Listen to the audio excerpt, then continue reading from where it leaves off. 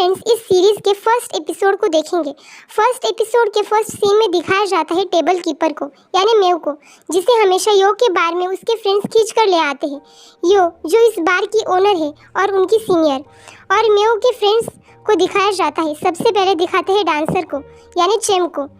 मेव कहता है चलो चलते हैं, मुझे नींद आ रही है, पर चेम उसे एक आखिरी गाने पे डांस करने देने के लिए रिक्वेस्ट करती है और पहले रे को लेकर आने के लिए कहती है। मेव कहता है तो तुम भी बूस्टन को लेकर आओ। चेम में उसे अग्री करती है और फिर से डांस करना शुरू कर देती है। यहाँ हमें सिंगर को दिखाया जाता है। वो कहता है अगर आप रिलेशनशिप में हो तो मैं आशा करता हूँ कि वो लंबी बनी रहे, पर अगर आप सिंगल हो तो ये आपको चांस दे रही है आज रात सिंगल ना रहने की। जिसके भी हाथ में ये ग्रीन रिस्ट बैंड है वो आज रात अवेलेबल है, इंक्लूडिंग हिमसेल्फ। सैंड रेस्टरूम में जाता है, वहाँ उसे ड्रंकर्ड दिखाई देता है, यानी कि रे। सैंड उसे पूछता है क्या तुम ठीक हो, तुम्हारे फ्रेंड्स कहाँ हैं? रे कहता है मैं ठीक हूँ, पर तुम कौन हो, क्या हम एक दूसरे को जानते हैं? सैंड मना करता है और उन दोनों में बहस हो जाती है। सैंड कहता है ये बाथरूम है, तुम्हारा बेडरूम नहीं। अगर तुम ड्रंक हो तो घर जाओ, यहाँ बैठ कर लोगों का बोझ मत बनो। रे कहता है मैं कितना ड्रंक हूँ ये मेरा बिजनेस है, तुम मेरे बाप मत बनो।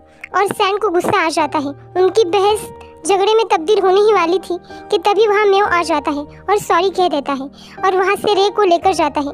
पर रे कहता है कि उसे और शराब पीनी है। मेव उसे मना करता है और उसी चक्कर में उसे सामने वाले लड़के पर रिंग गिर जाती है। उसका नाम है टॉप। टॉप मेव को कहता है तुम्हारे हाथ में वाइट रिस्ट बैंड है, इसका मतलब तुम अवेलेबल हो। पर ये देखकर रे को कुछ अच्छा नहीं लगता और वो कहता है वो मेरा फ्रेंड है और मैं तुम्हें अलाउ नहीं करता। तो मेव कहता है रे क्या तुम आज सबके साथ झगड़ा करने वाले हो? चलो यहाँ से चलते हैं, तुम उस पर बेवजह चिल्ला रहे हो। और मेव रे को वहाँ से खींचते हुए लेकर जाता है और उन्हें देखकर टॉप पीछे से स्माइल कर रहा होता है। उसके बाद हमें हंटर को दिखाया जाता है, यानी कि बॉस्टन को। वो अपनी कहानी आगे बढ़ा ही रहा था कि तभी चेम उसे खींचकर वहाँ से ले जाती है। टॉन चेम से कहता है तुमने मुझे इंटरप्ट क्यों किया, मैं उस गाय को मेव के लिए ले ही रहा था। चेम कहती है तुम उससे मेव के लिए नहीं अपने लिए ले रहे थे।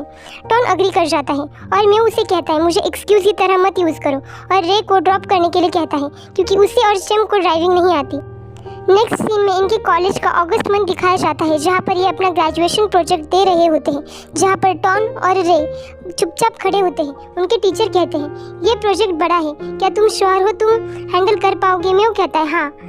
टीचर कहते हैं अगर तुमने ए स्कोर नहीं किया तो तुम अपना ऑनर स्टूडेंट टाइटल खो दोगे। मेव कहता है सर फिक्र मत कीजिए, हम एक दूसरे की मदद करेंगे। टीचर कहते हैं ये यहाँ हैंगओवर खड़ा है। और टॉन क्या ये तुम्हें हेल्प करता है? टॉन कहता है बिल्कुल सर, मैं बहुत सपोर्टिव हूँ, वो कुछ भी कहे मैं अग्री कर जाता हूँ। नेक्स्ट सीन में इन चारों को बिल्डिंग के सामने दिखाया जाता है। मेव कहता है ये कितना कूल होगा अगर इसे हम रियल हॉस्टल में कन्वर्ट करें। यहाँ लॉबी, यहाँ कॉमन एरा, ऊपर रेस्ट रूम, यहाँ स्विमिंग पूल, ये इंटरेस्टिंग होगा। रे कहता है तुम्हें सच में ऐसा लगता है? मेव कहता है ये तुम्हारे फ्यूचर के लिए भी अच्छा होगा। रे कहता है मैं ये करना चाहता हूँ, पर मुझे नहीं लगता मैं अकेले कर पाऊँगा। तुम्हें पता है ना मैं सिर्फ पैसे खर्च करने में अच्छा हूँ, अगर तुम सब मुझे मदद करोगे तो ये मुमकिन होगा। हम एक असली हॉस्टल प्रोफेसर को दिखाने के लिए बना सकते हैं। डैड हमारे फाइनेंस को स्पॉन्सर करेंगे। मेव तुम्हें ज़रूर ए ग्रेड मिलेगा। चेम कहती है ये बहुत बड़ा प्रोजेक्ट होगा, तुम्हें यकीन है? और टॉन को उन्हें डिज़ाइनर ढूंढने के लिए हेल्प करने के लिए कहते हैं। नेक्स्ट सीन में टॉन अपना फ़ोन रिपेयर करवाने के लिए आता है, जहाँ उसे निक मिलता है और हमें यहाँ पता चलता है कि वो दोनों एक दूसरे में इंटरेस्टेड हैं। नेक्स्ट सीन में बार में क्विज चल रही होती है, जिसमें मेव एक आंसर सही देता है, पर नेक्स्ट क्वेश्चन का आंसर किसी को भी नहीं आ रहा होता है। तभी टॉप आकर आंसर देता है। टॉन सबसे कहता है ये मेरा फ्रेंड है टॉप, ये हमारे हॉस्टल को डिज़ाइन करेगा। और उनकी क्विज थोड़ी देर बाद खत्म हो जाती है। टॉप मेव को उसकी ग्लासेस को लेकर कॉम्प्लीमेंट करता है, पर ये देखकर रे को कुछ अच्छा नहीं लगता। वो और ड्रिंक के लिए कहता है। मेव उसे रुकने के लिए कहता है और टॉन को उसे घर छोड़ने के लिए कहता है। टॉन उसे मना कर देता है ये कहकर कि आज रात वो फ्री नहीं है, और कहता है रे तुम जब भी ड्रंक होते हो बोझ बन जाते हो।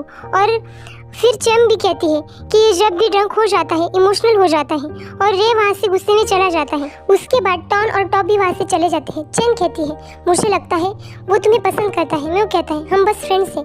चेम कहती है तो आज रात तुम उसके साथ घर जाओगे।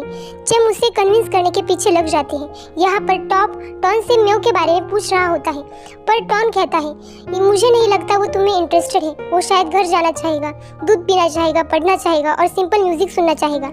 टॉप कहता है क्या ऐसा भी कुछ है जो मुझे चाहिए और मुझे मिल नहीं सकता?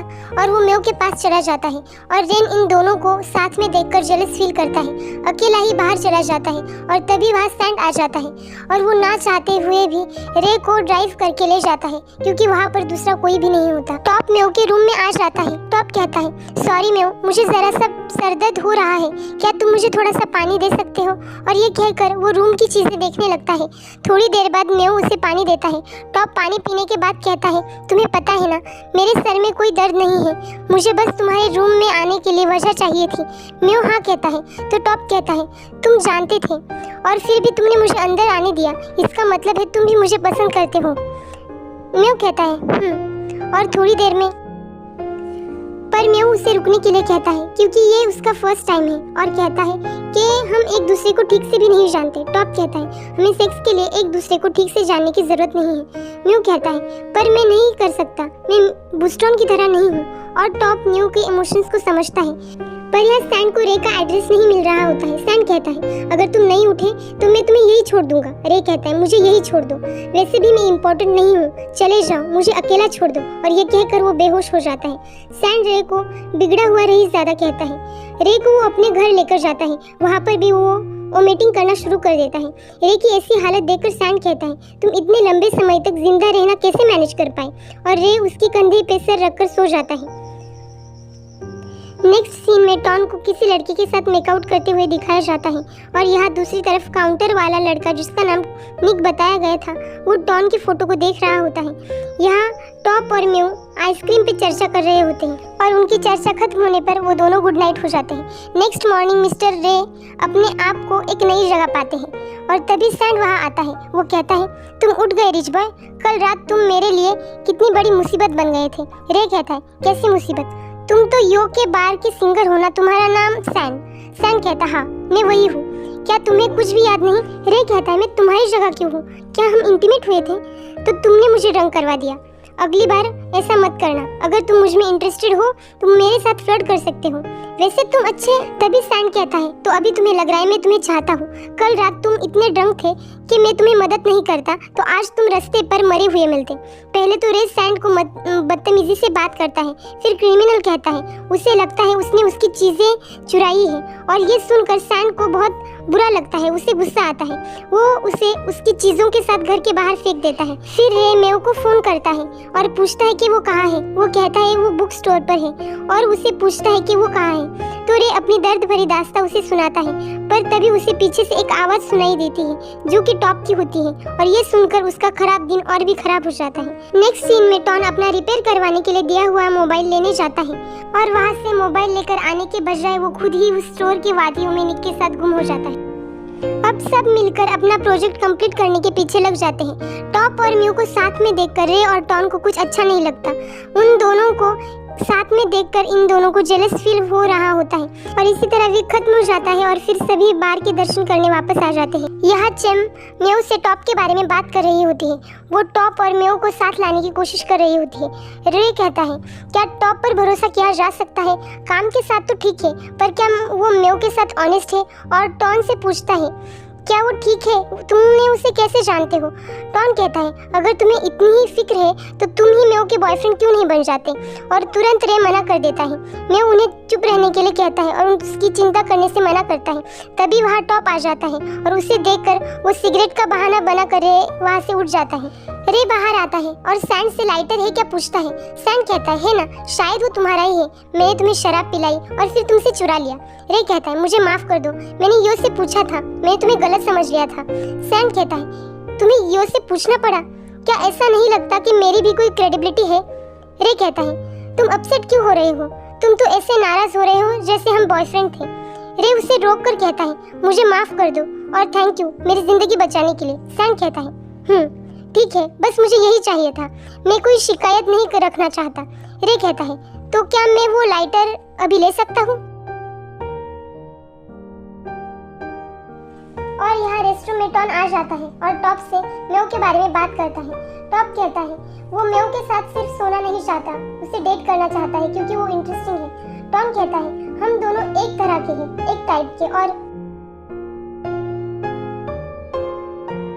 टॉप कहता है, तुम अपने फ्रेंड को लेकर कंसर्न हो या तुम जेलस हो, और वो वहाँ से चला जाता है। बाहर आने के बाद सबके सामने टॉप मेव को प्रपोज कर देता है, उसका बॉयफ्रेंड बनने के लिए पूछता है। सब उसे चेयर कर रहे होते हैं और ये एपिसोड यही खत्म हो जाता है। Thank you for watching.